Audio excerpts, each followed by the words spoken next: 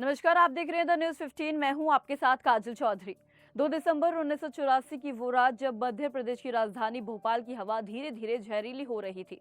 जैसे जैसे रात बढ़ती जा रही थी वैसे वैसे ये हवा और जहरीली होती जा रही थी। लेकिन किसे पता था कि ये जहरीली हवा कितने लोगों की मौत की वजह बनेगी।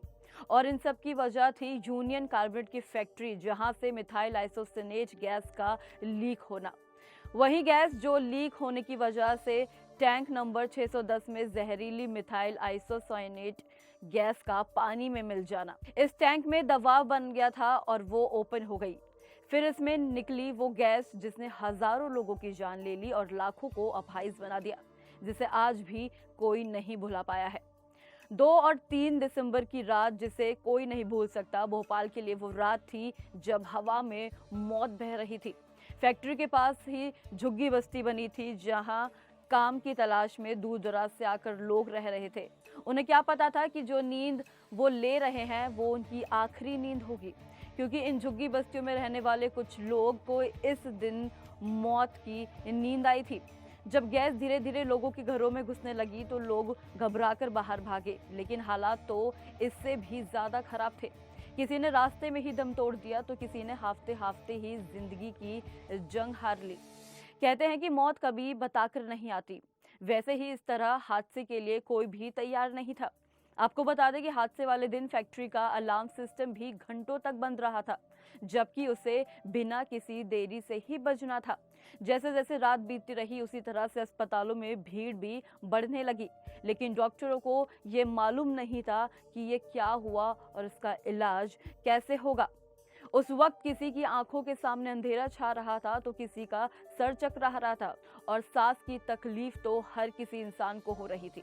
यकीन करना बेहद मुश्किल है कि लेकिन इससे सिर्फ 2 ही दिन में 50,000 से ज्यादा लोग इलाज के लिए अस्पताल पहुंचे थे, जबकि कईयों की लाशें तो सड़कों पर ही पड़ी थी। भोपाल गैस ट्रेजेडी की गिनती सबसे खतरनाक इंडस्ट्रियल एक्सीडेंट में होती है। इसमें कितनों की जान गई, कितने अपंग हो गए, इस बात का तो असल में कोई आंकड़ा है ही नहीं। जबकि सरकारी आंकड़ों के मुताबिक इस दुर्घटना में 3,787 लोगों की मौत हुई थी, जबकि 5.74 लाख से ज्यादा लोग घायल और अपंग हुए थे। दूसरी ओर सुप्रीम कोर्ट में पेश किए गए एक आंकड़े में बताया गया कि दुर्घटना में 15,724 लोगों की जान चली गई थी। जो सबके सामने नहीं आया था वो था इस हादसे का मुख्य आरोपी, जिसका नाम था वॉरेन एंडरसन, जो इस कंपनी का सीईओ था।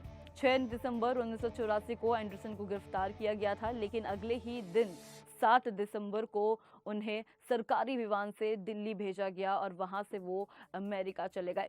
इसके बाद एंडरसन कभी भारत में लौटकर नहीं आया। कोर्ट ने उन्हें फरार घोषित कर दिया। 29 सितंबर 2014 को फ्लोरिडा के बीरो बीच पर 93 साल की उम्र में एंडरसन का निधन हो गया। गैस लीक होने के 8 घंटे बाद भोपाल की जहरीली गैस के असर से मुक्त मान लिया गया था, लेकिन 1984 में हुई इस हादसा या फिर दुर्घटना से मिले जख्म 36 साल बाद भी भरे नहीं हैं। इस ट्रेजेडी पर कई फिल्में बनी जो उस खौफनाक रात के मंजर से नई पीढ़ी को रूबरू कराती हैं।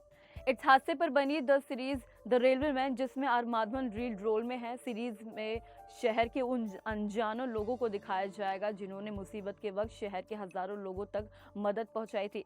इस सीरीज के टीजर को रिलीज कर दिया गया है, जो लोगों को बेहद पसंद आ रहा है। टीजर को देखने के बाद लोगों के रोंगटे खड़े हो गए हैं। द रेलवे मैन टीजर की शुरुआत केमिकल फैक्ट्री से होती है। प्रेशर ज्यादा होने की वजह से पाइप फट जाता है और गैस फैलने लगती है। आर माधवन कहते हैं कि एक हादसा हुआ, बड़ा हादसा पुराने भोपाल में एक केमिकल फैक्ट्री में गैस लीक हुआ था। शहर का गला घोट रहा है।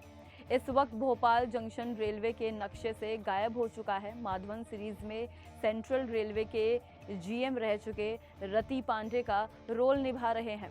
आपको बता दें कि ट्रेलर में के मेनन भोपाल के जंक्शन मास्टर और बाबिल खान लोकोमोटिव पायलट के रोल में नजर आ रहे हैं। मिर्जापुर में मुन्ना भैया बने देवेंद्र शर्मा भी सीरीज का हिस्सा है। सीरीज के टीजर से सभी अपनी जान बचाकर भाग रहे लोगों की मदद करते दिख रहे हैं। टीजर का बैकग्राउंड म्यूजिक दमदार है। टीजर से साफ है कि सीरीज शानदार होने वाली है। डायरेक्टर शिव रवेल की the railway man series Netflix पर 18 नवंबर को रिलीज हो चुकी है। इस खास खबर में इतना ही। ऐसे ही तमाम अपडेट्स के लिए देखते रहे द न्यूज़ 15। धन्यवाद।